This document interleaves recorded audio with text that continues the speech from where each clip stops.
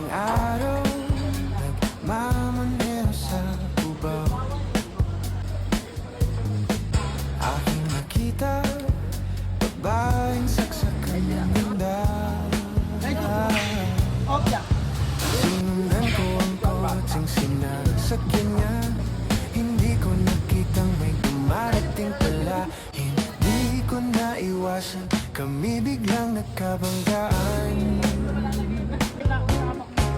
Nung magkamalay ay nasa ospital na ako. Inasikaso